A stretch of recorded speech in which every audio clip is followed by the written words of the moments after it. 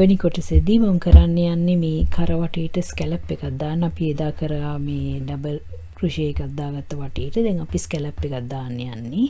මම එදා නතර කරපු තැනින්ම අරගන්නවා. එතනින් අරගෙන දැන් මම පළවෙනිම කරන්නේ චේන් 3ක් දානවා. 2යි 3යි. චේන් 3ක් දාලා එතනින්ම දානවා තව ඩබල් ක්‍රොෂේ එකක්. මේ විදිහට. ඊට පස්සේ චේන් එකක් දානවා. ආයි ඒ ગેප් එකේම දානවා මේ එතනම ඩබල් ක්‍රොෂේ එකක්. ඩබල් ක්‍රොෂේස් දෙකක් දානවා. එකයි අපි ඇත්තටම හදන්නේ ෂෙල් එකක් මෙතන. එකයි දෙකයි. ඊට පස්සේ අපි මෙතන චේන් 3ක් අතාරිනවා. 1යි 2යි 3යි 4 වෙනි චේන් එකේ ආයි ෂෙල් එකක් දානවා. ඉස්සෙල්ලා විදියටම එකම ලූප් එකේ තමයි මේ ෂෙල් එක දාන්නේ. කියන්නේ 2 double crochet ඊට පස්සේ චේන් එකක් ආයි 2 double ඒ එතනම ඒ ગેප් එකේම තමයි දාන්නේ. 1යි 2යි. ඊට පස්සේ ආයි නේ චේන් 3 අතාරිනවා. 1යි 2යි 3යි 4 වෙනි එකේදී මේ විදිහටම ෂෙල් එකක් දානවා. එතකොට අපිට මෙහෙම කරවටේට ලස්සන ෂෙල් පේලියක් එන්නේ. එහෙනම් මම මේ ෂෙල් පේලිය මෙතනට ඉවර කරලා ඔයගලන්ට පෙන්නන්නම්.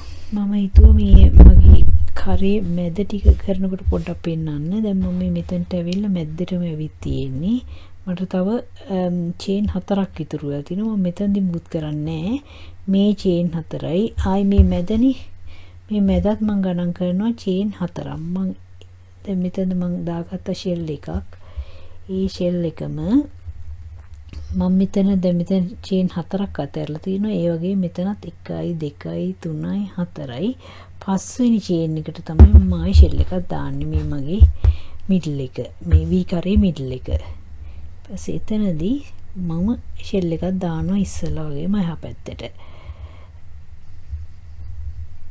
එකයි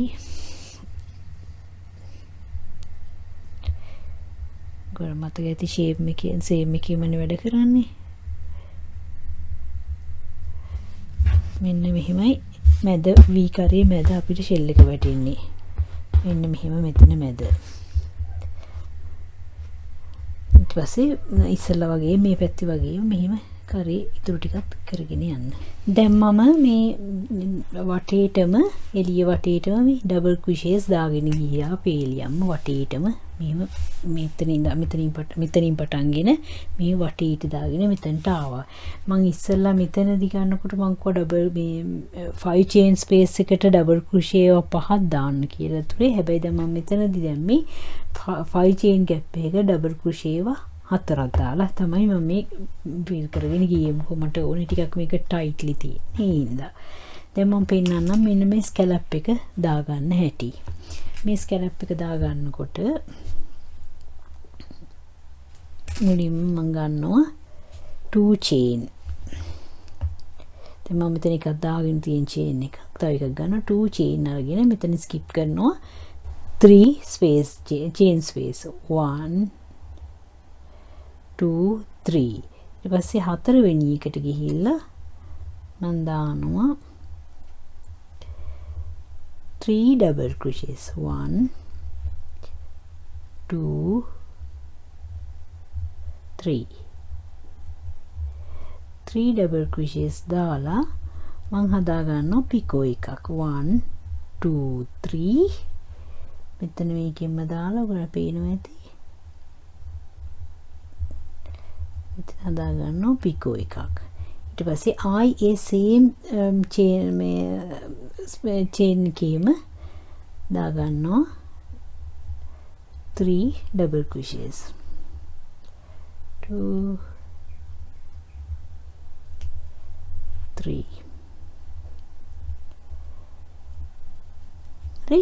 ඊට පස්සේ මම මෙතන යනවා ඊළඟ එකේදී අපි දාන්නේ චේන් 4ක් අද පළවෙනි එකේ මම 3යිනේ. මෙතන ඉඳන් අපි හැම ગેප් එකකටම චේන් 4ක් අතාරිනවා. 1යි 2යි 3යි 4යි 5 වෙනි චේන් එකට ආවට පස්සේ ඒකේ දානවා 3 double crochets 1 2 3 double crochets දානවා, picot එකක් දානවා, 3 chain ආවා මේ විදිහට picot එක දාන්නේ. ඔයගොල්ලන්ට මතක ඇති මේ ඉස්සෙල්ලා වෙත් අපි මේක පටන් ගන්නකොට දැන් මම 3 chain picot එක ඊට පස්සේ ආයි ඒ same gap එකේම දානවා තව 3 chain 3 double crochets 2 3. දැන් මේ විදිහට දිගටම වටේටම කරගෙන යන්න 4 chain අතාරිනවා 5th chain එකේ දානවා මේ වගේ මේ shell එකක් ඊළඟ ආයි 4 chain අතරන එහෙම මේ වටේටම යන්න මේ ගිහිල්ලා මේ ඉවරුනහම අපි හම්බුවෙමු. මම දැන් මේ මගේ granny square yoke එක හදලා ඉවරයි. මේ granny square yoke එක මම මේ තාම මහලා මේකට අල්ලලා නැහැ. මම මේ ඇල්පින් ටික හරලා තමයි පෙන්නන්නේ මෙතන. මේ තියෙන ඉස්සරහා පැත්ත, මේ තියෙන පිටිපස්ස. මම මේකදී මම ඔක්කොම මේ මහල ඉවර වෙලා තමයි මේකට මේ අල්ලගන්නේ. දැන් මම මෙතනදී ඔයාලට පේනවා ඇති මම මේක මෙතනට වෙනකම් පල්ලෙහාට ගෙනාවේ නැහැ. මොකද පල්ලෙහාට ගෙනාවොත් එතකොට මේ ගොඩක් පල්ලෙහායිනේ. මම මෙතන හැදුවේ round yoke එකක් හැදුවේ. round yoke එකක් හදලා මෙතන ඉඳන් මෙතෙන්ට සමාන දුරක් අරගෙන මේකට මේ තියලා මෙහෙම රවුමක් මෙතන තියෙන්නේ. රවුම් normal අපි නයිටි හදාගන්න විදියටමයි රවුම් yoke එකක් අල්ලලා මම මේකේ මැද මෙතන හිටින්නේ මෙහෙම අල්ලලා තියෙන්නේ. ඔයගලන්ට පැහැදිලි ඇති කියලා පේනවා. මම මේකේ පින්ස් ඔයගලන්ට ඕන ගලවලා පෙන්නන්නම්.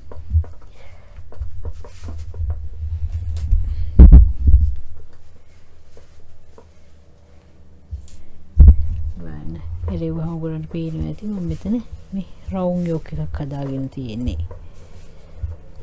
පේනවා ඇතිනේ මේ round yoke එක තමයි ඒක මේ මෙතෙන්ට හයි කරලා තියෙන. එතකොට ලේසි. මේ පැත්තේදී කිසිම රවුමක් අරගත්තේ නැහැ. මේ කෙලින් චූට්ටක් විතර මෙතන yoke එක මේ කර්ව් කරා. ඒ හැරෙන්නේ මොකක්වත් කරේ නැහැ. මේ කරලා මේ රෙඩි කරලා මේ වාටි මහලා එහෙම තමයි මම මෙතෙන්ට මේ ගෙනාවේ. පේනවා ඇතිනේ. වාටිත් මහලා තමයි මම මෙතනට ගෙනාවේ. දැන් මම මේ ඔයගලන්ට මේක මැෂිමේ අල්ල ගන්නත් පුළුවන්.